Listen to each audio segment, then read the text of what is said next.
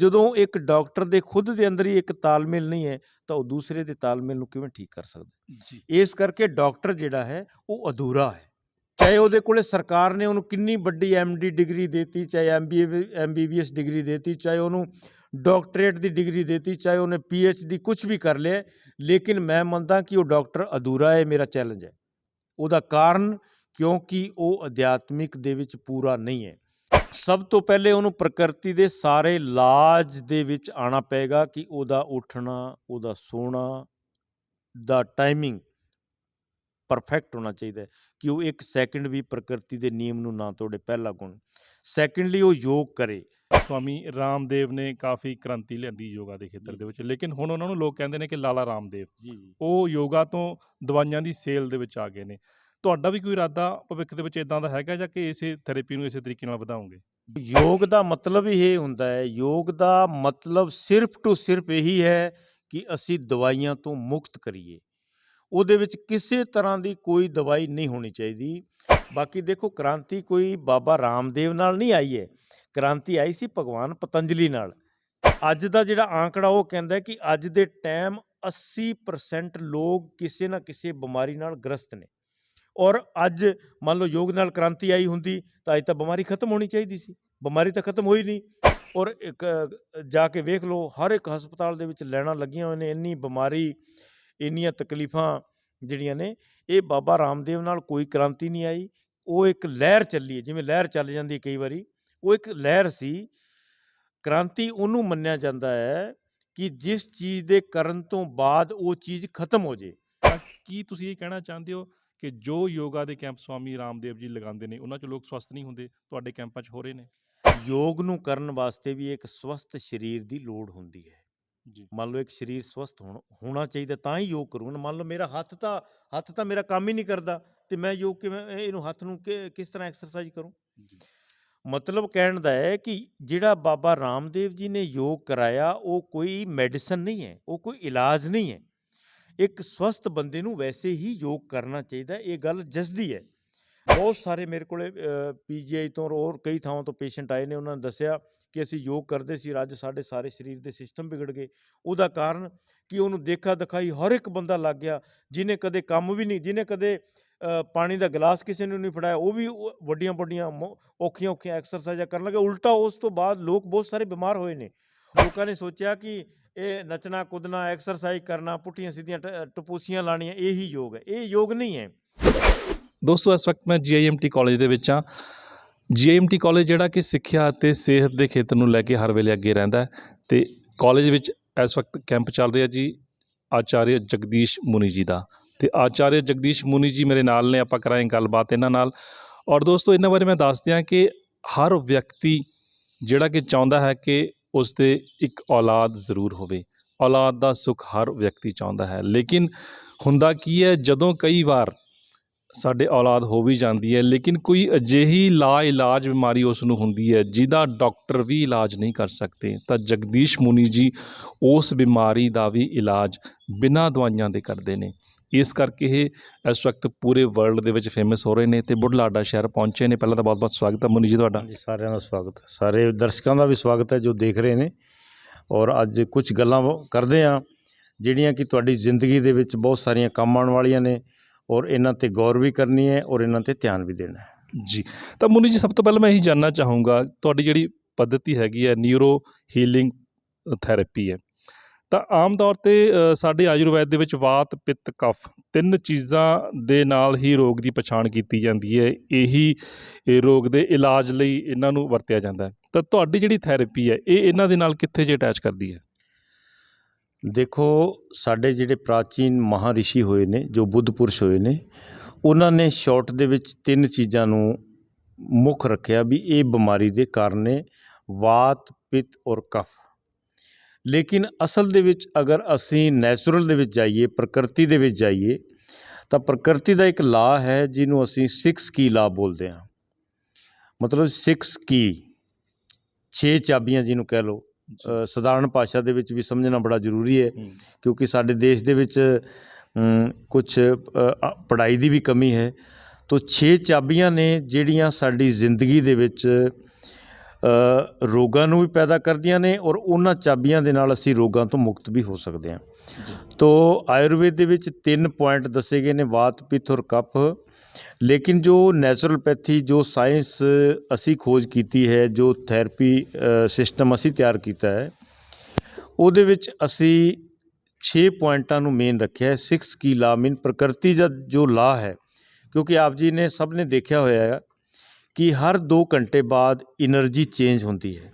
ਜਿਵੇਂ ਮੰਨ ਲਓ, ਸਮਝਣ ਵਾਸਤੇ ਆਪਾਂ ਸਵੇਰੇ 3 ਤੋਂ 5 ਦਾ ਸਮਾਂ ਲਈਏ ਤਾਂ ਉਸ ਸਮੇਂ ਦੇ ਅੰਦਰ ਹੀਟ ਅਲੱਗ ਹੁੰਦੀ ਹੈ, ਤਾਪਮਾਨ ਅਲੱਗ ਹੁੰਦਾ ਹੈ, એનર્ਜੀ ਦਾ ਇੱਕ ਸਰੂਪ ਅਲੱਗ ਹੁੰਦਾ ਹੈ। ਜਿਵੇਂ ਜਿਵੇਂ ਆਪਾਂ 5 ਤੋਂ 7 ਦੇ ਵਿੱਚ ਜਾਂਦੇ ਹਾਂ ਤਾਂ એનર્ਜੀ ਚੇਂਜ ਹੋ ਜਾਂਦੀ ਹੈ, ਸੂਰਜ ਚੜ੍ਹਨਾ ਸ਼ੁਰੂ ਹੋ ਜਾਂਦਾ ਹੈ, ਸੂਰਜ ਦਾ ਤਾਪਮਾਨ ਵੀ ਜੁੜਦਾ ਹੈ, ਉਹਦੇ ਵਿੱਚ ਔਰ ਵੀ ਕਈ ਚੀਜ਼ਾਂ ਚੇਂਜ ਹੁੰਦੀਆਂ ਨੇ। ਮਤਲਬ ਸਾਡੀ એનર્ਜੀ ਦਾ ਸਰੂਪ ਜਿਹੜਾ ਹੈ ਉਹ ਚੇਂਜ ਹੁੰਦਾ ਹੈ। ਉਸ ਤੋਂ ਬਾਅਦ 7 ਤੋਂ 9 ਹੋਰ ਹੁੰਦਾ ਹੈ, 9 ਤੋਂ 11 ਹੋਰ ਹੁੰਦਾ ਹੈ। ਮਤਲਬ ਸਾਡੇ ਕੋਲੇ 12 ਘੰਟੇ ਦੇ ਵਿੱਚ, ਕਿਉਂਕਿ ਰਾਤ ਦਾ ਸਮਾਂ ਹੁੰਦਾ ਹੈ, ਰਾਤ ਤਾਂ ਹੋ ਗਈ, ਲੇਕਿਨ ਜੋ ਦਿਨ ਦਾ ਸਾਡਾ ਸਮਾਂ ਹੈ ਉਹਦੇ ਵਿੱਚ 12 ਘੰਟੇ ਨੇ ਔਰ 12 ਘੰਟੇ ਦੇ ਵਿੱਚ 6 ਵਾਰ ਸਾਡੀ એનર્ਜੀ ਜਿਹੜੀ ਹੈ ਉਹ ਚੇਂਜ ਹੁੰਦੀ ਹੈ। ਯਾਨੀ ਕਿ 6 ਵਾਰ ਸਾਡਾ ਸਰੀਰ ਨਵੀਂ એનર્ਜੀ ਨੂੰ ਗੇਨ ਵੀ ਕਰਦਾ ਹੈ ਔਰ ਉਹਦੇ ਨਾਲ ਇੱਕ ਤਰ੍ਹਾਂ ਕਹਿ ਲਓ ਵੀ ਲੜਦਾ ਵੀ ਹੈ। ਜਿਵੇਂ ਆਪਾਂ ਪਾਣੀ ਦੇ ਵਿੱਚ ਤੈਰ ਰਹੇ ਹੋਈਏ ਤਾਂ ਆਪਾਂ ਤੈਰ ਵੀ ਰਹੇ ਹੁੰਦੇ ਹਾਂ ਔਰ ਪਾਣੀ ਦੇ ਨਾਲ ਲੜ ਵੀ ਰਹੇ ਹੁੰਦੇ ਹਾਂ, ਕਿਉਂਕਿ ਜੇ ਆਪਾਂ ਲੜਾਂਗੇ ਨਹੀਂ ਤਾਂ ਤੈਰ ਨਹੀਂ ਸਕਦੇ। 2 ਕੰਮ ਹੋ ਰਹੇ ਹੁੰਦੇ ਨੇ। ਸਾਡੀ ਜਿਹੜੀ ਬਾਡੀ ਹੈ ਉਹ ਹਰ 2 ਘੰਟੇ ਦੇ ਵਿੱਚ એનર્ਜੀ ਨੂੰ ਚੇਂਜ ਵੀ ਕਰਦੀ ਹੈ, ਗੇਨ ਵੀ ਕਰਦੀ ਹੈ, ਉਹਦੇ ਨਾਲ ਲੜਦੀ ਵੀ ਹੈ। ਜਦੋਂ ਆਪਾਂ ਕਿਸੇ ਚੀਜ਼ ਨਾਲ ਲੜ ਰਹੇ ਹੁੰਦੇ ਹਾਂ ਤਾਂ ਸਾਡੀ એનર્ਜੀ ਬਰਨ ਹੁੰਦੀ ਹੈ, ਖਰਚ ਹੁੰਦੀ ਹੈ ਜੀ। ਔਰ ਕਈ ਵਾਰੀ ਸਾਡਾ ਸਰੀਰ ਉਸ એનર્ਜੀ ਦੇ ਨਾਲ ਕੰਪਰੋਮਾਈਜ਼ ਨਹੀਂ ਕਰ ਪਾਉਂਦਾ। ਜਿਵੇਂ ਕਹਿ ਲਓ ਵੀ ਪਾਣੀ ਕਿਤੇ ਗਹਿਰਾ ਜ਼ਿਆਦਾ ਹੈ ਔਰ ਅਸੀਂ ਤਾਕਤ ਪੂਰੀ ਲਗਾ ਰਹੇ ਹਾਂ, ਕਈ ਵਾਰੀ ਬੰਦਾ ਡੁੱਬ ਜਾਂਦਾ ਹੈ। ਇਸੇ ਤਰ੍ਹਾਂ ਹੀ ਹਰ 2 ਘੰਟੇ ਬਾਅਦ ਜੋ ਸਾਡੀ એનર્ਜੀ ਚੇਂਜ ਹੁੰਦੀ ਹੈ ਤਾਂ ਉਹਦੇ ਵਿੱਚ ਸਾਡੀ ਜਿਹੜੀ ਬਾਡੀ ਹੈ ਉਹ ਬਿਮਾਰੀ ਦੇ ਨਾਲ ਲੜਦੀ ਕਈ ਵਾਰੀ ਅਸਫਲ ਵੀ ਹੋ ਜਾਂਦੀ ਹੈ। ਤਾਂ ਉਹ ਅਸਫਲਤਾ ਦੇ ਕਾਰਨ ਵੀ ਸਾਡੇ ਸਰੀਰ ਦੇ ਵਿੱਚ ਰੋਗ ਆਉਂਦੇ ਨੇ। ਹੁਣ ਮੇਨ ਗੱਲ ਚੱਲੀ ਸੀ ਵਾਤ, ਪਿੱਤ, ਕਫ ਦੀ। ਹੁਣ ਅਸੀਂ ਜੋ ਥੈਰੇਪੀ ਖੋਜ ਕੀਤੀ ਹੈ ਉਹ ਸਾਰਾ ਨੈਚੁਰਲ ਇੱਕ ਸਾਇੰਸ ਹੈ। ਉਹਦੇ ਵਿੱਚ ਅਸੀਂ 6 ਪੁਆਇੰਟ ਰੱਖੇ ਨੇ। 6 ਪੁਆਇੰਟਾਂ ਦੇ ਵਿੱਚ ਮੈਂ ਆਪ ਜੀ ਨੂੰ ਦੱਸ ਦੇਵਾਂ। ਪਹਿਲਾ ਪੁਆਇੰਟ ਸਾਡਾ P4 ਪ੍ਰੈਸ਼ਰ ਹੈ ਜੀ, ਕਿ ਬਾਡੀ ਦੇ ਵਿੱਚ ਪ੍ਰੈਸ਼ਰ ਹੈ। ਇਹ ਸਾਇੰਸ ਵੀ ਐਲੋਪੈਥੀ ਮੰਨਦੀ, ਸਾਇੰਸ ਵੀ ਮੰਨਦੀ ਹੈ, ਕਿਉਂਕਿ ਪ੍ਰੈਸ਼ਰ ਹੈ, ਬਲੱਡ ਪ੍ਰੈਸ਼ਰ ਜਿਹਨੂੰ ਆਪਾਂ ਕਹਿੰਦੇ ਨੇ, ਪ੍ਰੈਸ਼ਰ ਤਾਂ ਹੈ, ਕਿਉਂਕਿ ਅਗਰ ਉਹ ਡਾਊਨ ਹੁੰਦਾ ਹੈ, ਅਪ ਹੁੰਦਾ ਹੈ ਤਾਂ ਸਰੀਰ ਦੇ ਵਿੱਚ ਰੋਗ ਆਉਂਦਾ ਹੈ। ਤਾਂ ਪਹਿਲਾ ਕੰਮ ਪ੍ਰੈਸ਼ਰ, ਨੇਚਰ ਦੇ ਵਿੱਚ ਵੀ ਹੋਈ ਹੈ ਪ੍ਰੈਸ਼ਰ। ਉਸ ਤੋਂ ਬਾਅਦ ਹੁੰਦਾ ਹੈ R4, ਅਸੀਂ ਰੱਖਿਆ ਹੈ ਰਬਿੰਗ। ਰਬਿੰਗ ਦਾ ਮਤਲਬ ਹੁੰਦਾ ਹੈ ਕਿ ਸਰੀਰ ਨੂੰ ਅਸੀਂ ਇੱਕ ਤਰ੍ਹਾਂ ਜਿਵੇਂ ਸਹਿਲਾਉਂਦੇ ਹਾਂ। ਉਹ ਸਹਿਲਾਣਾ ਸਾਡਾ ਅਲੱਗ-ਅਲੱਗ ਤਰੀਕਿਆਂ ਦੇ ਵਿੱਚ ਹੁੰਦਾ ਰਹਿੰਦਾ ਹੈ। ਜਿਵੇਂ ਅਸੀਂ ਬੈਠਦੇ ਹਾਂ ਤਾਂ ਬਾਡੀ ਦਾ ਜਿਹੜਾ ਹਿੱਸਾ ਬਾਡੀ ਦਾ ਨੀਚੇ ਟੱਚ ਕਰਦਾ ਹੈ ਤਾਂ ਉਹ ਬਾਡੀ ਔਰ ਸਾਡਾ ਗ੍ਰੈਵਿਟੇਸ਼ਨ ਔਰ ਬਾਡੀ ਦਾ ਵਜ਼ਨ, ਤਾਂ ਉਹਦੇ ਨਾਲ ਵੀ ਉਹ ਸਾਡਾ ਜਿਹੜਾ ਹੈ ਸਰੀਰ ਉਸ ਨੂੰ ਸਹਿਲਾਉਂਦਾ ਹੈ। ਜਦੋਂ ਅਸੀਂ ਲੇਟਦੇ ਹਾਂ, ਚੱਲਦੇ ਹਾਂ, ਤਾਂ ਸਾਡੇ ਜਿਹੜੇ ਮੇਨ ਪੁਆਇੰਟਸ ਨੇ ਉਹ ਜਿਹੜੇ ਨੇ R4 ਰਬਿੰਗ ਦੇ ਨਾਲ ਵੀ ਸਾਡੇ ਸਰੀਰ ਦੇ ਵਿੱਚ ਰੋਗ ਦਾ ਇਲਾਜ ਵੀ ਹੁੰਦਾ ਹੈ ਔਰ ਰੋਗ ਦਾ ਕਾਰਨ ਵੀ ਬਣਦਾ ਹੈ। ਮਤਲਬ ਇੱਕ ਬੰਦਾ, ਕਈ ਵਾਰੀ ਮੈंने ਦੇਖਿਆ ਕਿ ਜ਼ਿਆਦਾ ਦੇਰ ਬੈਠਾ ਰਹਿੰਦਾ ਹੈ ਤਾਂ ਜ਼ਿਆਦਾ ਦੇਰ ਬੈਠਣ ਦੇ ਨਾਲ ਉਹਦੀ ਸਾਇਟਿਕਾ ਨਰਵ, ਉਹਦੀਆਂ ਲੱਤਾਂ ਦੇ ਵਿੱਚ ਔਰ ਉਹਦੇ ਗੋਡਿਆਂ ਦੇ ਵਿੱਚ ਕਾਫੀ ਪ੍ਰੋਬਲਮ ਕ੍ਰੀਏਟ ਹੋ ਜਾਂਦੀ। ਜਿਵੇਂ ਕਹਿ ਲਓ ਕਿ ਜਿਵੇਂ ਕਈ ਲੋਕ ਪਾਠ ਕਰਦੇ ਨੇ, ਪਾਠ ਕਰਨ ਵਾਲੇ ਬੜੀ ਜ਼ਿਆਦਾ ਦੇਰ ਬੈਠਦੇ ਨੇ, ਉਹ ਸੋਚਦੇ ਨੇ, ਕਿਉਂਕਿ ਉਹਨਾਂ ਦਾ ਇੱਕ ਇਸ ਤਰ੍ਹਾਂ ਦਾ ਸਿਸਟਮ ਹੈ ਕਿ ਜ਼ਿਆਦਾ ਦੇਰ ਬੈਠਣ ਦੇ ਨਾਲ ਵੀ ਸਾਡੇ ਸਰੀਰ ਦੇ ਵਿੱਚ ਕਈ ਰੋਗ ਆਉਂਦੇ ਨੇ।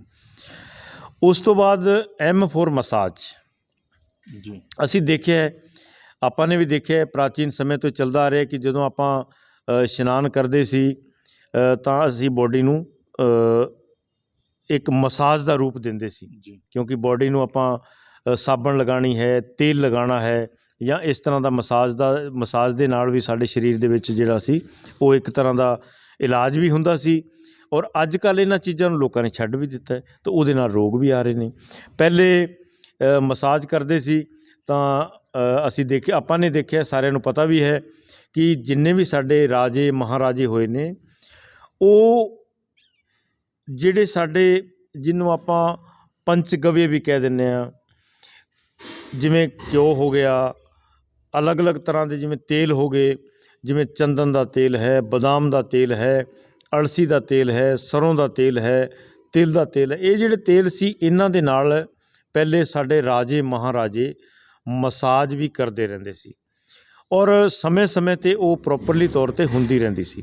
ਇਸ ਕਰਕੇ ਵੀ ਸਾਡੇ ਉਸ ਟਾਈਮ ਰੋਗ ਘੱਟ ਆਉਂਦੇ ਸੀ, ਔਰ ਸਾਡਾ ਸਰੀਰ ਬੜੀ ਫੁਰਤੀ ਦੇ ਨਾਲ ਭਰਿਆ ਰਹਿੰਦਾ ਸੀ। ਉਹ ਚੀਜ਼ਾਂ ਵੀ ਘੱਟ ਗਈਆਂ। ਅੱਜ ਕੱਲ੍ਹ ਤਾਂ ਲੋਕ ਤੇਲ ਲਗਾਉਂਦੇ ਵੀ ਨਹੀਂ। ਤੇਲ ਲਗਾਉਣ ਨੂੰ ਐਂ ਸਮਝਦੇ ਨੇ ਵੀ ਸਾਡਾ ਜਿਹੜਾ ਤੇਲ ਲਗਾਉਣ ਨਾਲ ਜਿਹੜੀ ਹੈ ਸਰੀਰ ਦੇ ਵਿੱਚ ਮਤਲਬ ਉਹਨੂੰ ਇੱਕ ਕਹਿੰਦੇ ਤੇਲ ਤਾਂ ਲਾਉਣਾ ਹੀ ਨਹੀਂ ਜੀ। ਉਹਦੇ ਨਾਲ ਵੀ ਸਾਡੇ ਸਰੀਰ ਦੇ ਵਿੱਚ ਇੱਕ ਡਰਾਈਨੈਸ ਬਹੁਤ ਸਾਰੀ ਵੱਧ ਰਹੀ, ਉਹਦੇ ਕਰਕੇ ਵੀ ਰੋਗ ਲੱਗਦੇ ਨੇ। ਉਸ ਤੋਂ ਬਾਅਦ ਮੇਨ ਜਿਹੜਾ ਪੁਆਇੰਟ ਵਿੱਚ ਆਉਂਦਾ ਹੈ ਵਾਈਬ੍ਰੇਸ਼ਨ। ਵਾਈਬ੍ਰੇਸ਼ਨ ਦਾ ਸੰਬੰਧ ਸਿੱਧਾ ਸਾਡੇ ਕੋਸਮਿਕ ਬ੍ਰਹਿਮੰਡ ਦੇ ਨਾਲ ਹੈ, ਕਿਉਂਕਿ ਕੰਪਨ ਜਿਹੜਾ ਹੈ 24 ਘੰਟੇ ਸਾਡੀ ਬਾਡੀ ਦੇ ਅੰਦਰ ਵੀ ਇੱਕ ਪੈਰਿਸਟੈਲਟਿਕ ਮੂਵਮੈਂਟ ਹੁੰਦਾ ਰਹਿੰਦਾ ਹੈ, ਔਰ ਬ੍ਰਹਿਮੰਡ ਦੇ ਅੰਦਰ ਵੀ ਇੱਕ ਕੰਪਨ ਹੈ। ਬ੍ਰਹਿਮੰਡ ਦੇ ਅੰਦਰ ਹੀ ਤਰੰਗਾਂ ਜਿਹੜੀਆਂ ਨੇ ਉਹ ਕੰਪਿਤ ਰੂਪ ਦੇ ਵਿੱਚ ਸਾਡੇ ਸਰੀਰ ਦਾ ਇਲਾਜ ਕਰਦੇ ਨੇ। ਜਿਵੇਂ ਓਮ ਧੁਨੀ ਦੇ ਵਿੱਚ ਤਰੰਗਾਂ ਚੱਲਦੀਆਂ ਨੇ, ਤਾਂ ਸਾਡਾ ਸਰੀਰ ਜਿਹੜਾ ਹੈ ਉਹਨਾਂ ਤਰੰਗਾਂ ਦੇ ਨਾਲ ਤਰੰਗਿਤ ਹੁੰਦਾ ਹੈ, ਔਰ ਬ੍ਰਹਿਮੰਡ ਦੀਆਂ ਤਰੰਗਾਂ ਦੇ ਨਾਲ ਜਿਹੜਾ ਹੈ ਉਹ ਵੀ ਸਾਡੇ ਸਰੀਰ ਦੇ ਵਿੱਚ ਬਹੁਤ ਵੱਡੇ ਵੱਡੇ ਵਿਕਾਰ ਪੈਦਾ ਕਰਦਾ। ਜਿਵੇਂ ਆਪ ਜੀ ਹੁਣੇ ਗੱਲ ਕਰ ਰਹੇ ਸੀ ਕਿ ਕੁਝ ਐਸੇ ਬੱਚੇ ਜਿਹੜੇ ਨੇ ਉਹ ਪੈਦਾ ਹੋ ਰਹੇ ਨੇ ਜਿਨ੍ਹਾਂ ਦੇ ਰੋਗ ਬੜੇ ਵੱਡੇ ਨੇ। ਹੁਣ ਅਸੀਂ ਦੇਖਿਆ ਕਿ ਜਿਵੇਂ CP ਦਾ ਹੀ ਬੱਚਾ ਹੈ, ਸੈਰੀਬਲ ਪਾਲਸੀ ਦਾ ਬੱਚਾ ਹੈ, ਉਹਦੇ ਸਾਰੇ ਟੈਸਟ ਠੀਕ ਨੇ, ਉਹਦੇ ਅੰਦਰ ਕੋਈ ਕਿਸੇ ਸਾਇੰਸ ਦੇ ਟੈਸਟ ਦੇ ਵਿੱਚ ਕੋਈ ਰੋਗ ਨਹੀਂ ਆਉਂਦਾ, ਲੇਕਿਨ ਉਹ ਬੱਚਾ ਫਿਰ ਵੀ ਡਿਫੈਕਟਿਵ ਹੈ। ਉਹਨੂੰ ਚੱਲ ਨਹੀਂ ਸਕਦਾ, ਉਹ ਬੈਠ ਨਹੀਂ ਸਕਦਾ, ਉਹ ਉੱਠ ਨਹੀਂ ਸਕਦਾ, ਉਹਨੂੰ ਖਾਣ ਪੀਣ ਦੀ ਸੁੱਧ ਨਹੀਂ ਹੈ। ਕਿਉਂ? ਉਹਦੇ ਵਿੱਚ ਅਸੀਂ ਜੋ ਮੇਨ ਸਰਚ ਕੀਤੀ ਹੈ ਕਿ ਬਾਡੀ ਦੇ ਅੰਦਰ ਜੋ ਸਾਡੀ ਕੋਸਮਿਕ ਵਾਈਬ੍ਰੇਸ਼ਨ ਹੈ, ਇਹ ਗੱਲ ਮੇਨ ਸਮਝਣ ਵਾਲੀ ਹੈ। ਜੋ ਸਾਡੇ ਕੋਸਮਿਕ ਦੇ ਅੰਦਰ ਜੋ ਵਾਈਬ੍ਰੇਸ਼ਨ ਹੈ ਉਹ ਸਾਡੀ ਬਾਡੀ ਦੇ ਨਾਲ ਉਹਦਾ ਤਾਲਮੇਲ ਸਹੀ ਨਹੀਂ ਹੈ। ਅਸੀਂ ਕਈ ਵਾਰ ਦੇਖਿਆ, ਜਿਵੇਂ ਅਸੀਂ ਸਵੇਰੇ ਸਵੇਰੇ ਇੱਕ ਸਟੈਪ ਕਰਾਉਂਦੇ ਹਾਂ ਜਿਹਦੇ ਵਿੱਚ ਅਸੀਂ ਹੱਥਾਂ ਨੂੰ ਆਪਸ ਦੇ ਵਿੱਚ ਟਕਰਾਉਂਦੇ ਹਾਂ ਔਰ ਪੈਰਾਂ ਨੂੰ ਅਪ ਡਾਊਨ ਕਰਦੇ ਹਾਂ, ਜਿਹਨੂੰ ਆਪਾਂ ਕਦਮ ਤਾਲ ਕਹਿ ਦਿੰਦੇ ਹਾਂ। ਸਾਡਾ ਕਦਮ ਤਾਲ ਔਰ ਸਾਡੀ ਹਥੇਲੀ ਦਾ ਟਕਰਾਉਣਾ, ਦੋਨਾਂ ਦੇ ਵਿਚਕਾਰ ਇੱਕ ਤਾਲਮੇਲ ਹੁੰਦਾ ਹੈ। ਜਦੋਂ ਆਪਾਂ ਕਰਦੇ ਹਾਂ ਉਸ ਸਮੇਂ ਹੀ ਸਾਨੂੰ ਫੀਲ ਹੁੰਦਾ ਹੈ। ਇਸੇ ਤਰ੍ਹਾਂ ਸਾਡਾ ਬ੍ਰਹਿਮੰਡ ਮੇਨ ਜੋ ਸਾਡਾ ਕੋਸਮਿਕ, ਜਿੱਥੋਂ ਸਾਡੀ ਬਾਡੀ ਚੱਲ ਰਹੀ ਹੈ ਔਰ ਜਿਹੜੀ ਬਾਡੀ ਚੱਲ ਰਹੀ ਹੈ ਉਹਦਾ ਆਪਸ ਦੇ ਵਿੱਚ ਇੱਕ ਤਾਲਮੇਲ ਜਿਹੜਾ ਹੈ ਉਹ ਬੜਾ ਹੋਣਾ ਜ਼ਰੂਰੀ ਹੈ। ਉਹ ਤਾਲਮੇਲ ਮੈंने ਦੇਖਿਆ ਕਿ ਇਹਨਾਂ ਬੱਚਿਆਂ ਦਾ ਟੁੱਟਿਆ ਹੋਇਆ ਹੈ। ਉਸ ਤਾਲਮੇਲ ਨੂੰ ਅਸੀਂ ਆਪਦੀ ਇਸ ਟੈਕਨੀਕ ਦੇ ਨਾਲ ਠੀਕ ਕਰਨ ਦੀ ਕੋਸ਼ਿਸ਼ ਕਰਦੇ ਹਾਂ। ਉਹਦੇ ਵਿੱਚ ਅਸੀਂ ਅੱਖਾਂ ਦੇ ਰਾਹੀਂ ਰੇਜ਼ਸ ਦਿੰਦੇ ਹਾਂ, ਹੱਥਾਂ ਦੇ ਰਾਹੀਂ ਰੇਜ਼ਸ ਦਿੰਦੇ ਹਾਂ, ਔਰ ਉਹਨੂੰ ਜੋ ਸਾਡਾ ਫਿਜ਼ੀਕਲ ਥਿਊਰੀ ਜੋ ਅਸੀਂ ਇਖਤਿਆਰ ਕੀਤੀ ਹੈ ਨਿਊਰੋ ਹੀਲਿੰਗ, ਉਹਦੇ ਰਾਹੀਂ ਅਸੀਂ ਬਾਡੀ ਦੇ ਉੱਤੇ ਜੋ ਉਹ ਵਾਈਬ੍ਰੇਸ਼ਨ ਦੇ ਕਾਰਨ ਬਾਡੀ ਦੇ ਅੰਦਰ ਜੋ ਵਿਕਾਰ ਆ ਰਿਹਾ ਉਹਨੂੰ ਅਸੀਂ ਠੀਕ ਕਰਨ ਦਾ ਪ੍ਰਯਾਸ ਕਰਦੇ ਹਾਂ। ਤਾਂ ਉਹਦੇ ਨਾਲ ਬੜਾ ਜਲਦੀ, ਔਰ ਸਾਇੰਸ ਦੇ ਵਿੱਚ ਐਸਾ ਹੈ ਨਹੀਂ, ਕਿਉਂਕਿ ਇੱਕ ਡਾਕਟਰ ਜਦੋਂ ਬਣਦਾ ਹੈ, ਡਾਕਟਰ ਭੌਤਿਕ ਪੜ੍ਹਾਈ ਤਾਂ ਪੂਰੀ ਪੜ੍ਹ ਲੈਂਦਾ ਹੈ, ਲੇਕਿਨ ਉਹ ਇੱਕ ਟੰਗ 'ਤੇ ਹੈ। ਇੱਕ ਟੰਗ ਨਾਲ ਤਾਂ ਬੰਦਾ ਚੱਲ ਨਹੀਂ ਸਕਦਾ। ਡਾਕਟਰ ਉਹੀ ਸਕਸੈਸ ਹੈ, ਉਹੀ ਡਾਕਟਰ ਸਫਲ ਹੈ, ਉਹੀ ਸਾਇੰਟਿਸਟ ਸਕਸੈਸ ਹੈ, ਉਹੀ ਸਾਇੰਟਿਸਟ ਸਫਲ ਹੈ ਜਿਹੜਾ ਸਾਇੰਟਿਸਟ ਭੌਤਿਕ ਅਤੇ ਅਧਿਆਤਮਿਕ ਦੋਨਾਂ ਦੇ ਵਿੱਚ ਪੂਰੀ ਤਰ੍ਹਾਂ ਨਿਪੁੰਨ ਹੈ। ਸਾਡੀ ਜਿਹੜੀ ਜ਼ਿੰਦਗੀ ਹੈ ਉਹ ਭੌਤਿਕ ਤੌਰ 'ਤੇ ਵੀ ਪਰਫੈਕਟ ਹੈ ਔਰ ਅਧਿਆਤਮਿਕ ਤੌਰ 'ਤੇ ਵੀ ਪਰਫੈਕਟ ਹੈ, ਕਿਉਂਕਿ ਅਸੀਂ 24 ਘੰਟੇ ਦੇ ਪ੍ਰਕਿਰਤੀ ਦੇ ਨਿਯਮ ਨੂੰ ਇੱਕ ਸੈਕਿੰਡ ਲਈ ਵੀ ਤੋੜਦੇ ਨਹੀਂ ਹਾਂ। ਪਹਿਲੇ ਅਸੀਂ ਆਪਣੇ ਪੂਰੀ ਖੁਦ ਦੀ ਲਾਈਫ ਦੇ ਉੱਤੇ ਉਹਦਾ ਪ੍ਰੈਕਟੀਕਲ ਕਰਦੇ ਹਾਂ। ਉਸ ਤੋਂ ਬਾਅਦ ਜੋ ਬ੍ਰਹਿਮੰਡ ਤੋਂ ਸਾਨੂੰ ਗੇਨ ਹੁੰਦਾ ਹੈ ਉਹਨੂੰ ਅਸੀਂ ਲੋਕਾਂ ਦੇ ਲਈ ਅਪਲਾਈ ਕਰਦੇ ਹਾਂ। ਜਿਵੇਂ ਮੰਨ ਲਓ ਆਪਾਂ ਇੱਕ ਬੀਜ ਲਗਾਉਂਦੇ ਹਾਂ ਔਰ ਉਹ ਬੀਜ ਤਪੱਸਿਆ ਤੋਂ ਬਾਅਦ ਖਿੜਦਾ ਹੈ, ਉਹਦਾ ਫੁੱਲ ਖਿੜਦਾ ਹੈ, ਤਾਂ ਉਹਦੇ ਫੁੱਲ ਦੀ ਜਿਹੜੀ ਖੁਸ਼ਬੂ ਹੈ ਉਹ ਪੂਰੇ ਬ੍ਰਹਿਮੰਡ ਦੇ ਵਿੱਚ ਪੂਰੀ ਮਾਨਵਤਾ ਦੇ ਲਈ, ਪੂਰੀ ਸ੍ਰਿਸ਼ਟੀ ਦੇ ਲਈ ਫੈਲਦੀ ਹੈ। ਇਸੇ ਤਰ੍ਹਾਂ ਹੀ ਇੱਕ ਡਾਕਟਰ ਜਿਹੜਾ ਹੈ ਉਹ ਉਦੋਂ ਹੀ ਸਕਸੈਸ ਹੁੰਦਾ ਹੈ, ਉਹ ਭੌਤਿਕ ਤੌਰ 'ਤੇ, ਯਾਨੀ ਉਹ ਆਪਦੀ ਪੜ੍ਹਾਈ ਦੇ ਵਿੱਚ ਵੀ ਪੂਰਾ ਹੋਣਾ ਚਾਹੀਦਾ ਹੈ। ਅਗਰ ਉਹਨੇ ਇਹਨਾਂ ਨਾਮੁਰਾਦ ਬਿਮਾਰੀਆਂ ਨੂੰ ਠੀਕ ਕਰਨਾ ਹੈ ਤਾਂ ਹੁਣ ਦੇਖਿਆ ਮੈंने ਮੇਰੇ ਪਾਸ ਜਿੰਨੇ ਵੀ ਪੇਸ਼ੈਂਟ ਆਉਂਦੇ ਨੇ ਉਹਦੇ ਵਿੱਚੋਂ ਤਕਰੀਬਨ ਖਾਸ ਕਰਕੇ CP ਵਾਲੇ ਬੱਚੇ, ਖਾਸ ਕਰਕੇ ਪੈਰਾਲਾਈਜ਼ ਦੇ ਬੱਚੇ, ਖਾਸ ਕਰ ਪੈਰਾਲਾਈਜ਼ ਦੇ ਬੱਚੇ ਵੀ ਨੇ ਔਰ ਜਵਾਨ ਵੀ ਨੇ, ਬੁੱਢੇ ਵੀ ਨੇ, ਸਾਰੇ ਆ ਜਾਂਦੇ ਨੇ। ਔਰ ਵੀਟ ਐਲਰਜੀ ਇੱਕ ਨਵੀਂ ਬਿਮਾਰੀ ਚੱਲੀ ਹੈ। ਸਭ ਨੂੰ ਡਾਕਟਰਾਂ ਯਾਨੀ ਕਿ ਐਲੋਪੈਥੀ ਵੱਲੋਂ ਜਵਾਬ ਮਿਲਿਆ। ਕਿਉਂ ਜਵਾਬ ਮਿਲਿਆ? ਕਿਉਂ ਇਲਾਜ ਨਹੀਂ ਹੈ? ਜਦੋਂ ਸਾਇੰਸ ਦੇ ਉੱਤੇ ਇੰਨਾ ਜ਼ੋਰ ਦਿੱਤਾ ਜਾ ਰਿਹਾ ਹੈ, ਸਾਰੀਆਂ ਸਰਕਾਰਾਂ ਨੇ ਇੰਨਾ ਕੁ ਜ਼ੋਰ ਲਾ ਰੱਖਿਆ, ਅੱਡੀ ਤੋਂ ਚੋਟੀ ਤੱਕ ਦਾ, ਇੰਨੇ ਸਾਧਨ ਇਖਤਿਆਰ ਹੋ ਗਏ ਨੇ, ਫਿਰ ਉਹਨਾਂ ਕੋਲ ਇਲਾਜ ਕਿਉਂ ਨਹੀਂ ਹੈ? ਉਹਦਾ ਕਾਰਨ ਮੇਨ ਕੀ ਹੈ? ਉਹ ਸੂਖਸ਼ਮ ਕਾਰਨ ਹੈ ਜਿਹੜਾ ਕਿ ਕਿਸੇ ਵੀ ਸਰਕਾਰ ਨੂੰ, ਕਿਸੇ ਵੀ ਔਰ ਨੂੰ ਸਮਝ ਨਹੀਂ ਆ ਸਕਦਾ। ਉਹ ਸੂਖਸ਼ਮ ਕਾਰਨ ਹੈ ਕਿ ਉਹਨਾਂ ਦੀ ਜ਼ਿੰਦਗੀ ਦੇ ਵਿੱਚ ਯੋਗ ਨਹੀਂ ਹੈ, ਉਹਨਾਂ ਦੀ ਜ਼ਿੰਦਗੀ ਦੇ ਵਿੱਚ ਅਧਿਆਤਮਿਕਤਾ ਨਹੀਂ ਹੈ, ਉਹਨਾਂ ਦੀ ਜ਼ਿੰਦਗੀ ਦੇ ਵਿੱਚ ਸਾਡੇ ਕੌਸਮਿਕ ਜੋ ਬ੍ਰਹਿਮੰਡ ਦੇ ਆਪਸੀ ਤਾਲਮੇਲ ਨੇ, ਉਹਨਾਂ ਦੇ ਮਾਈਂਡ ਔਰ ਬਾਡੀ ਦੇ ਅੰਦਰ, ਉਹਨਾਂ ਦੇ ਖੁਦ ਦੇ ਅੰਦਰ ਹੀ ਉਹ ਤਾਲਮੇਲ ਨਹੀਂ ਹੈ। ਤਾਂ ਜਦੋਂ ਇੱਕ ਡਾਕਟਰ ਦੇ ਖੁਦ ਦੇ ਅੰਦਰ ਹੀ ਇੱਕ ਤਾਲਮੇਲ ਨਹੀਂ ਹੈ, ਤਾਂ ਉਹ ਦੂਸਰੇ ਦੇ ਤਾਲਮੇਲ ਨੂੰ ਕਿਵੇਂ ਠੀਕ ਕਰ ਸਕਦਾ? ਜੀ ਇਸ ਕਰਕੇ ਡਾਕਟਰ ਜਿਹੜਾ ਹੈ ਉਹ ਅਧੂਰਾ ਹੈ। ਹੋ ਸਕਦਾ ਡਾਕਟਰਾਂ ਨੂੰ ਤਕਲੀਫ ਵੀ ਹੋਵੇ ਮੇਰੀ ਗੱਲ ਨਾਲ, ਲੇਕਿਨ ਚਾਹੇ ਉਹਦੇ ਕੋਲੇ ਸਰਕਾਰ ਨੇ ਉਹਨੂੰ ਕਿੰਨੀ ਵੱਡੀ MD ਡਿਗਰੀ ਦੇਤੀ, ਚਾਹੇ MBBS ਡਿਗਰੀ ਦੇਤੀ, ਚਾਹੇ ਉਹਨੂੰ ਡਾਕਟਰੇਟ ਦੀ ਡਿਗਰੀ ਦੇਤੀ, ਚਾਹੇ ਉਹਨੇ PhD ਕੁਝ ਵੀ ਕਰ ਲਿਆ, ਲੇਕਿਨ ਮੈਂ ਮੰਨਦਾ ਕਿ ਉਹ ਡਾਕਟਰ ਅਧੂਰਾ ਹੈ। ਮੇਰਾ ਚੈਲੰਜ ਹੈ। ਉਹਦਾ ਕਾਰਨ ਕਿਉਂਕਿ ਉਹ ਅਧਿਆਤਮਿਕ ਦੇ ਵਿੱਚ ਪੂਰਾ ਨਹੀਂ ਹੈ। ਉਹ ਅਧਿਆਤਮਿਕ ਦੇ ਵਿੱਚ ਉਹਨੂੰ ਕੀ ਕਰਨਾ ਚਾਹੀਦਾ ਹੈ, ਮੈਂ ਦੱਸ ਵੀ ਦੇਣਾ। ਚਲੋ ਖੈਰ, ਕੋਈ ਪੂਰਾ ਹੋਣਾ ਚਾਹਵੇ ਤਾਂ ਹੋ ਵੀ ਸਕਦਾ ਹੈ। ਸਭ ਤੋਂ ਪਹਿਲੇ ਉਹਨੂੰ ਪ੍ਰਕਿਰਤੀ ਦੇ ਸਾਰੇ ਲਾਜ ਦੇ ਵਿੱਚ ਆਉਣਾ ਪਏਗਾ ਕਿ ਉਹਦਾ ਉੱਠਣਾ, ਉਹਦਾ ਸੋਣਾ ਦਾ ਟਾਈਮਿੰਗ ਪਰਫੈਕਟ ਹੋਣਾ ਚਾਹੀਦਾ ਹੈ ਕਿ ਉਹ 1 ਸੈਕਿੰਡ ਵੀ ਪ੍ਰਕਿਰਤੀ ਦੇ ਨਿਯਮ ਨੂੰ ਨਾ ਤੋੜੇ, ਪਹਿਲਾ ਗੁਣ। ਸੈਕਿੰਡਲੀ, ਉਹ ਯੋਗ ਕਰੇ, ਘੱਟੋ ਘੱਟ 1 ਘੰਟਾ ਸਵੇਰੇ। ਉਹ ਯੋਗ ਦੀਆਂ, ਜੋ ਭਗਵਾਨ ਪਤੰਜਲੀ ਨੇ ਯੋਗ ਦੀ ਸ਼ੁਰੂਆਤ ਦੁਨੀਆ ਲਈ ਬਹੁਤ ਵੱਡਾ ਖਜ਼ਾਨਾ ਦਿੱਤਾ ਹੈ, 84 ਲੱਖ ਤੋਂ ਵੱਧ ਐਕਸਰਸਾਈਜ਼ਾਂ ਨੇ, ਔਰ ਉਹਨਾਂ ਨੇ ਉਸ ਤੋਂ ਬਾਅਦ ਯੋਗ ਇਕੱਲਾ ਯੋਗ ਵਰਡ ਨਹੀਂ ਹੈ। ਯੋਗ ਦੇ ਵਿੱਚ ਮੁਦਰਾ ਚਿਕਿਤਸਾ, ਸਮਾਧੀ, ਮੰਤਰ ਚਿਕਿਤਸਾ, ਔਰ ਇਹਦੇ ਨਾਲ ਔਰ ਵੀ ਯੋਗ ਨਿਦਰਾ, ਬਹੁਤ ਸਾਰੀਆਂ ਯੋਗ ਦੀਆਂ ਜਿਹੜੀਆਂ ਅਧਿਆਤਮਿਕ ਦੀਆਂ ਜੋ ਸਾਡੀਆਂ ਡਿਗਰੀਆਂ ਹੋਣੀਆਂ ਚਾਹੀਦੀਆਂ ਸਾਡੇ ਕੋਲੇ, ਉਹ ਅਗਰ ਸਾਡੇ ਕੋਲੇ ਹੋਣਗੀਆਂ ਤਾਂ ਦੁਨੀਆ ਦਾ ਐਸਾ ਕੋਈ ਰੋਗ ਨਹੀਂ ਹੈ ਜਿਹੜਾ ਠੀਕ ਨਹੀਂ ਹੋ ਸਕਦਾ। ਹਾਂ, ਕੁਝ ਸਾਡੇ ਕੋਲੇ ਪੇਸ਼ੈਂਟ ਆਉਂਦੇ ਨੇ ਜਿਹਨੂੰ ਮਸਕੂਲਰ ਡਿਸਟ੍ਰੋਫੀ ਹੈ, DMD ਹੈ। ਹੁਣ ਉਹ DMD ਦਾ ਪੇਸ਼ੈਂਟ ਜਿਹੜਾ ਹੈ, ਅਸੀਂ ਚਾਹੁੰਦੇ ਹਾਂ ਵੀ ਉਹ ਵੀ ਠੀਕ ਹੋਵੇ, ਲੇਕਿਨ ਉਹਦੇ ਲਈ ਸਾਨੂੰ ਬਹੁਤ ਵੱਡੇ ਵਾਈਬ੍ਰੇਸ਼ਨ ਸਿਸਟਮ ਦੀ ਲੋੜ ਹੁੰਦੀ ਹੈ। ਅਸੀਂ ਚਾਹੁੰਦੇ ਹਾਂ ਕਿ ਇੱਕ ਵਾਰੀ ਜਿਹੜਾ CP ਦਾ ਬੱਚਾ ਜੋ ਜਨਮ ਤੋਂ ਜਿਹੜਾ ਹੈ ਉਹ ਮਤਲਬ ਨਹੀਂ ਚੱਲਿਆ ਔਰ ਉਹਦੇ ਚੱਲਣ ਦੀ ਸੰਭਾਵਨਾ ਹੈ, ਅਸੀਂ ਪਹਿਲੇ ਉਹਦੇ ਤੇ ਉਹਨਾਂ ਬੱਚਿਆਂ ਨੂੰ ਠੀਕ ਕਰ ਦਈਏ। ਉਸ ਤੋਂ ਬਾਅਦ ਜਿਹੜੇ ਬੱਚੇ ਜਨਮ ਤੋਂ ਬਾਅਦ ਚੱਲੇ ਔਰ ਬਾਅਦ ਦੇ ਵਿੱਚ ਗਿਰ ਗਏ, ਉਹਨਾਂ ਨੂੰ ਅਸੀਂ ਬਾਅਦ ਦੇ ਵਿੱਚ ਉਹਨਾਂ ਦਾ ਇਲਾਜ ਕਰਾਂਗੇ। ਇਹ ਨਹੀਂ ਹੈ ਕਿ DMD ਦਾ ਇਲਾਜ ਨਹੀਂ ਹੈ, ਇਲਾਜ ਹੈ, ਲੇਕਿਨ ਅਸੀਂ ਦੇਖ ਰਹੇ ਹਾਂ ਕਿ ਉਹ ਕਿੰਨੇ ਕੁ ਪੇਸ਼ੈਂਟ ਇਸ ਤਰ੍ਹਾਂ ਦੇ ਹਨ ਔਰ ਉਹਨਾਂ ਨੂੰ ਕਿੰਨੀ ਕੁ ਇਲਾਜ ਦੀ ਲੋੜ ਹੈ, ਉਹਦੇ ਤੇ ਵੀ ਅਸੀਂ ਸਰਚ ਕਰ ਰਹੇ ਹਾਂ। ਜੀ ਅੱਛਾ ਸਵਾਮੀ ਜੀ, ਤੁਸੀਂ ਗੱਲ ਕੀਤੀ ਯੋਗ ਦੀ। ਤੁਸੀਂ ਯੋਗ ਦੇ ਜ਼ਰੀਏ ਜਾਂ ਤੁਹਾਡੀ ਜਿਹੜੀ ਪੱਧਤੀ ਹੈਗੀ ਹੈ, ਯੋਗ ਦੇ ਵਿੱਚੋਂ ਹੀ ਪੈਦਾ ਹੋਈ ਹੈ। ਯੋਗਾ ਤਾਂ ਜੋ ਸਾਡੇ ਦੇਸ਼ ਦੇ ਵਿੱਚ ਪਿੱਛੇ ਜੇ ਕ੍ਰਾਂਤੀ ਆਈ ਹੈ ਯੋਗਾ ਦੀ, ਤੁਸੀਂ ਪਤੰਜਲੀ ਦਾ ਵੀ ਜ਼ਿਕਰ ਕੀਤਾ, ਸਵਾਮੀ ਰਾਮਦੇਵ ਨੇ ਕਾਫੀ ਕ੍ਰਾਂਤੀ ਲਿਆਂਦੀ ਯੋਗਾ ਦੇ ਖੇਤਰ ਦੇ ਵਿੱਚ, ਲੇਕਿਨ ਹੁਣ ਉਹਨਾਂ ਨੂੰ ਲੋਕ ਕਹਿੰਦੇ ਨੇ ਕਿ ਲਾਲਾ ਰਾਮਦੇਵ, ਉਹ ਯੋਗਾ ਤੋਂ ਦਵਾਈਆਂ ਦੀ ਸੇਲ ਦੇ ਵਿੱਚ ਆ ਗਏ ਨੇ। ਤੁਹਾਡਾ ਵੀ ਕੋਈ ਇਰਾਦਾ ਭਵਿੱਖ ਦੇ ਵਿੱਚ ਇਦਾਂ ਦਾ ਹੈਗਾ ਜਾਂ ਕਿ ਇਸੇ ਥੈਰੇਪੀ ਨੂੰ ਇਸੇ ਤਰੀਕੇ ਨਾਲ ਵਧਾਓਗੇ? ਦੇਖੋ, ਯੋਗ ਦਾ ਮਤਲਬ ਹੀ ਇਹ ਹੁੰਦਾ ਹੈ, ਯੋਗ ਦਾ ਮਤਲਬ ਸਿਰਫ ਟੂ ਸਿਰਫ ਇਹੀ ਹੈ ਕਿ ਅਸੀਂ ਦਵਾਈਆਂ ਤੋਂ ਮੁਕਤ ਕਰੀਏ।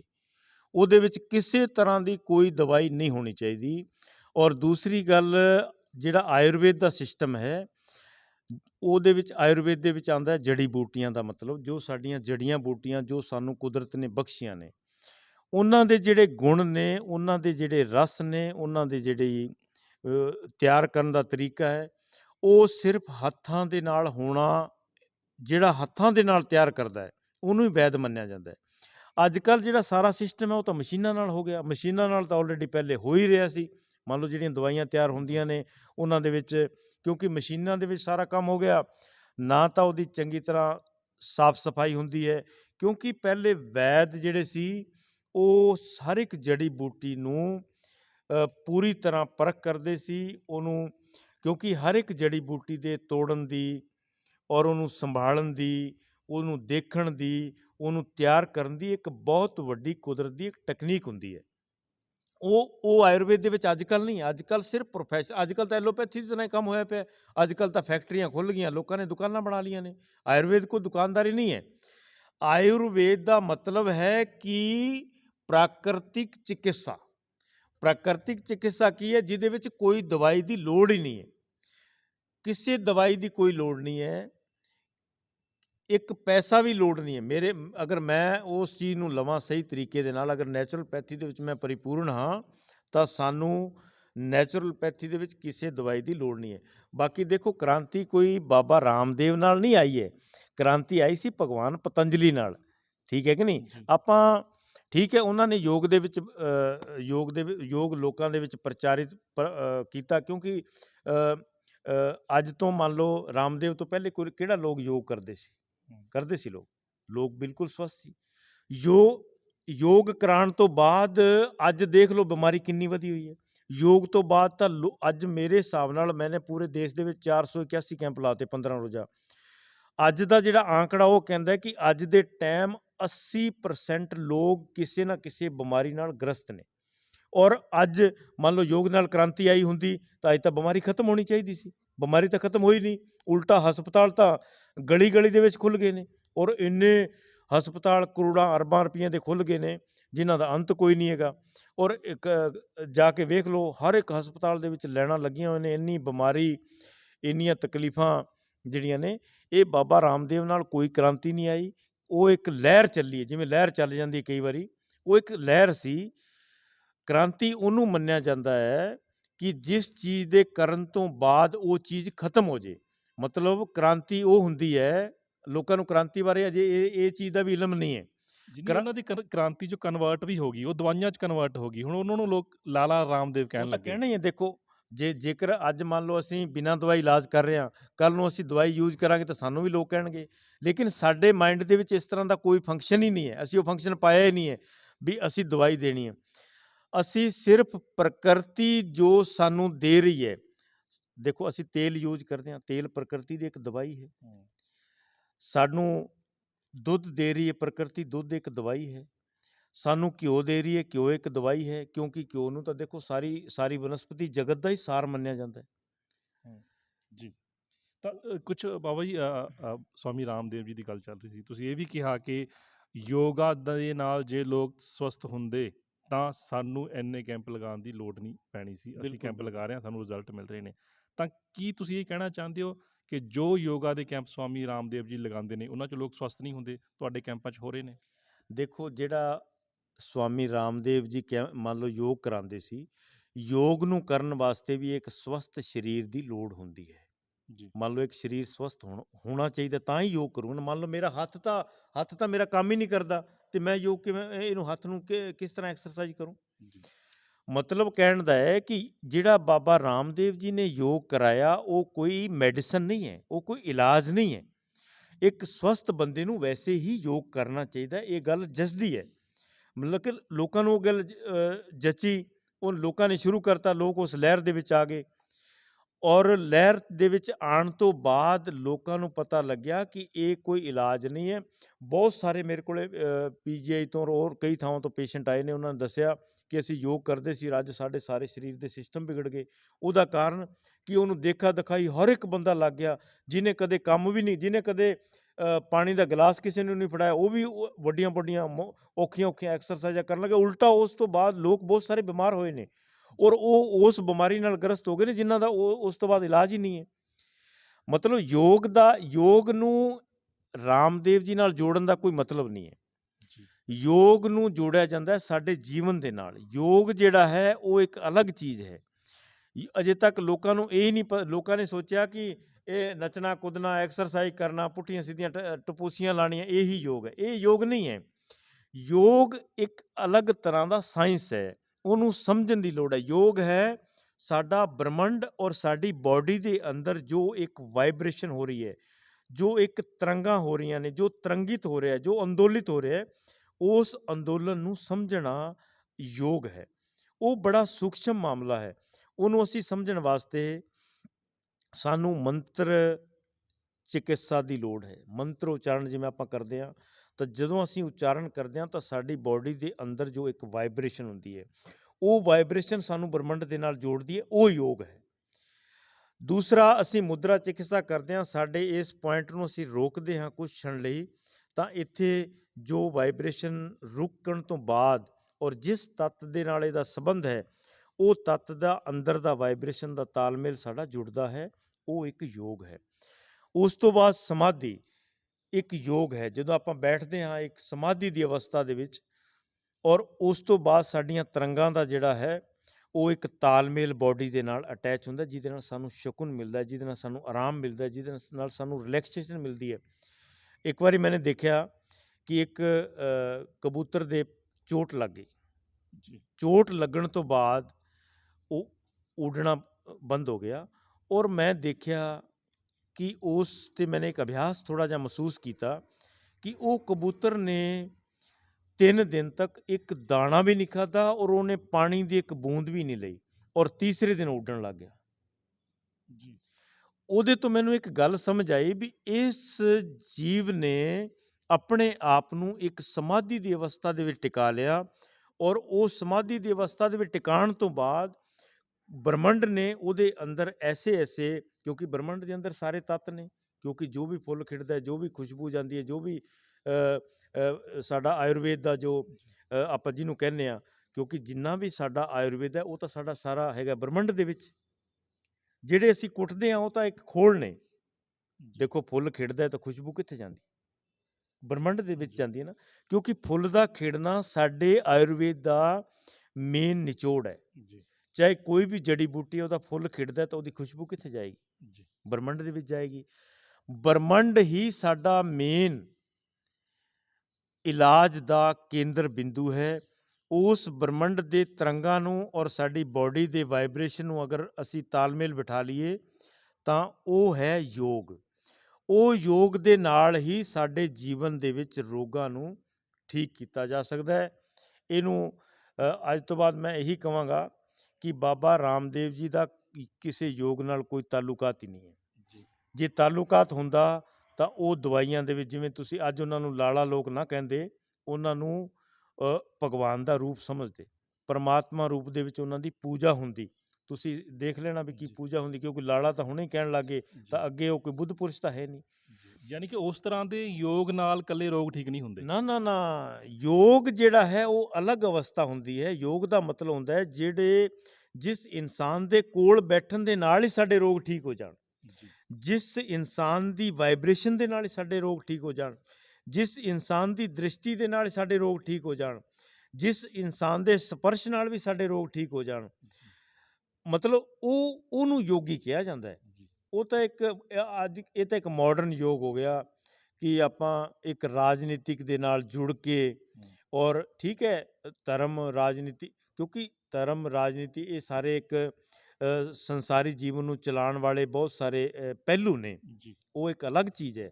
ਲੇਕਿਨ ਇੱਕ ਇਨਸਾਨ ਦਾ ਬੁੱਧ ਪੁਰਸ਼ ਹੋ ਜਾਣਾ, ਬੁੱਧਤਵ ਨੂੰ ਉਪਲਬਧ ਹੋ ਜਾਣਾ, ਉਹ ਇੱਕ ਅਲੱਗ ਚੀਜ਼ ਹੈ। ਉਹਦਾ ਰਾਮਦੇਵ ਜੀ ਨਾਲ ਕੋਈ ਤਾਲੁਕਾਤ ਨਹੀਂ।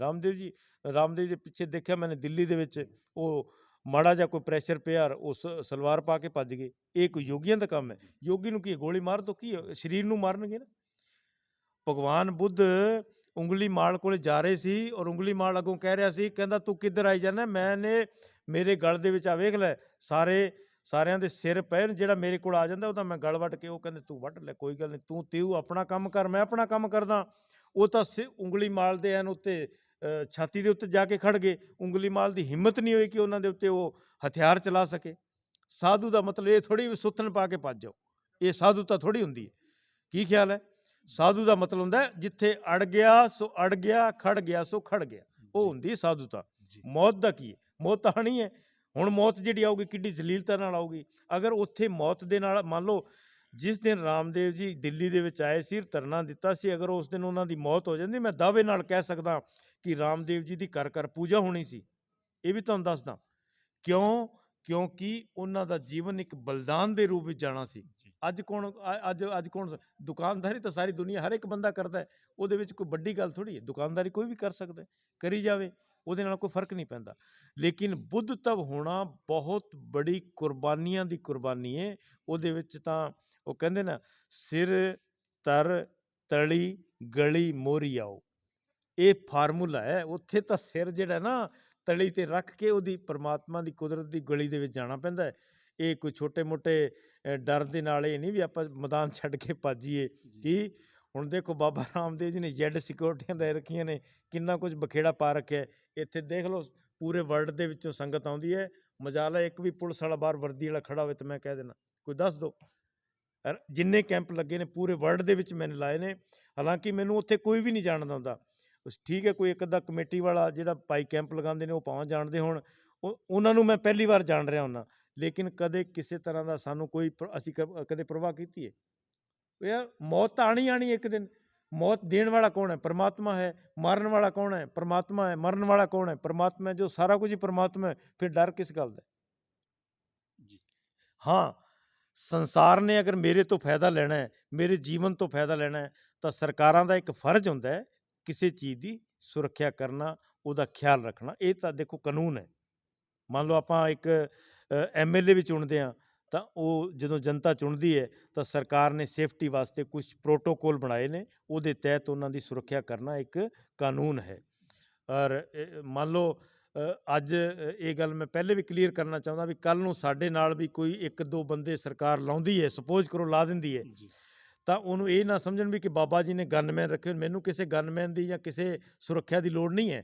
ਹਾਂ, ਸਰਕਾਰ ਨੇ ਜਾਂ ਸਮਾਜ ਨੇ ਜਾਂ ਦੇਸ਼ ਨੇ ਜਾਂ ਵਿਸ਼ਵ ਨੇ ਮੇਰੀ ਜ਼ਿੰਦਗੀ ਤੋਂ ਕੋਈ ਫਾਇਦਾ ਲੈਣਾ ਹੈ, ਤਾਂ ਉਹਨਾਂ ਨੂੰ ਇਸ ਜ਼ਿੰਦਗੀ ਦੀ ਸੁਰੱਖਿਆ ਕਰਨਾ ਉਹਨਾਂ ਦਾ ਫਰਜ਼ ਹੈ। ਜੇ ਉਹ ਉਹਦੀ ਸੁਰੱਖਿਆ ਕਰਨਗੇ, ਮੰਨ ਲਓ ਆਪਾਂ ਘਰੇ ਬੂਟਾ ਵੀ ਲਾਈਏ, ਉਹਦੇ ਆਸੇ ਪਾਸੇ ਆਪਾਂ ਇੱਕ ਜਾਲ ਬਣਾਉਂਦੇ ਹਾਂ। ਉਹ ਜਾਲ ਇਸ ਵਾਸਤੇ ਬਣਾਇਆ ਜਾਂਦਾ ਹੈ ਕਿ ਉਹ ਬੂਟਾ ਵੱਧਦਾ ਫੁੱਲਦਾ ਰਹੇ, ਸਾਨੂੰ ਫਲ ਫੁੱਲ ਖੁਸ਼ਬੂ ਦਿੰਦਾ ਰਹੇ। ਇਸ ਲਈ ਆਪਾਂ ਉਹਦੀ ਸੁਰੱਖਿਆ ਕਰਨਾ ਸਿਰਫ ਇੱਕ ਮੇਨ ਹੈ। ਇਹ ਨਹੀਂ ਕਿ ਆਪਾਂ ਲੋਕਾਂ ਨੂੰ ਦਿਖਾਉਣ ਵਾਸਤੇ ਜੈਡ ਸਿਕਿਉਰਟੀਆਂ ਲਈ ਫਿਰੀਏ। ਇਹਨੂੰ ਨਹੀਂ ਮੰਨਦਾ। ਔਰ ਉਹ ਵੀ ਇੱਕ ਸਾਧੂ ਲਈ ਫਿਰੇ ਨਾ, ਬਿਲਕੁਲ ਮੈਂ ਇਹਦੇ ਬਿਲਕੁਲ ਖਿਲਾਫ ਹਾਂ। ਹਾਂ, ਰਾਮਦੇਵ ਜੀ ਨੂੰ ਲੋੜ ਹੈ ਤਾਂ 2 ਗਨਮੈਨ ਰੱਖ ਲੈਣ, ਕੋਈ ਗੱਲ ਨਹੀਂ ਹੈ। ਇਹ ਨਹੀਂ ਹੈਗਾ ਵੀ ਜੈਡ ਸਿਕਿਉਰਿਟੀ ਉਹਨਾਂ ਨੂੰ ਦਿੱਤੀ ਜਾਵੇ। ਕਿਸ ਗੱਲ ਤੋਂ ਦਿੱਤੀ ਜਾਵੇ? ਸਾਧੂ ਨੂੰ ਕਿਸ ਗੱਲ ਦਾ ਡਰ ਹੈ? ਸਰਕਾਰ ਬਣਾਈ ਹੈ ਜੀ। ਸਰਕਾਰ ਬਣਾਈ ਰੱਖੇ। ਸਰਕਾਰ ਕਿਹਦੀ ਹੈ? ਸਰਕਾਰ ਤਾਂ ਪ੍ਰਮਾਤਮਾ ਦੀ ਹੈ ਜੀ। ਸਿਰਫ ਪ੍ਰਮਾਤਮਾ ਦੀ ਸਰਕਾਰ ਹੈ, ਔਰ ਕਿਸੇ ਦੀ ਕੋਈ ਸਰਕਾਰ ਨਹੀਂ ਹੈ। ਜੀ, ਤਾਂ ਅੱਜ ਸਵਾਮੀ ਜਗਦੀਸ਼ ਮੁਨੀ ਜੀ ਨੇ ਜੋ ਗੱਲਾਂ ਦੱਸੀਆਂ ਕਿ ਯੋਗ ਅਸਲ ਦੇ ਵਿੱਚ ਕੀ ਹੈ ਔਰ ਯੋਗ ਦਾ ਇਹਨਾਂ ਦੀ ਪੱਧਤੀ ਦੇ ਨਾਲ ਕੀ ਸੰਬੰਧ ਹੈ, ਤਾਂ ਅੱਜ ਦੀ ਮੁਲਾਕਾਤ 'ਚ ਇਹੀ ਕੁਝ ਗੱਲਾਂ। ਅਗਲੀ ਮੁਲਾਕਾਤ 'ਚ ਇਹਨਾਂ ਤੋਂ ਇਹ ਵਿਧੀ ਦੇ ਬਾਰੇ ਕੁਝ ਹੋਰ ਵਿਸਥਾਰ 'ਚ ਜਾਣਾਂਗੇ। ਤਾਂ ਸਵਾਮੀ ਜੀ ਬਹੁਤ ਬਹੁਤ ਸ਼ੁਕਰੀਆ ਸਾਡੇ ਨਾਲ ਜੁੜਨ ਲਈ। ਸਰ ਨਮਸਕਾਰ ਸਾਰਿਆਂ ਨੂੰ, ਸਤਿ ਸ਼੍ਰੀ ਅਕਾਲ।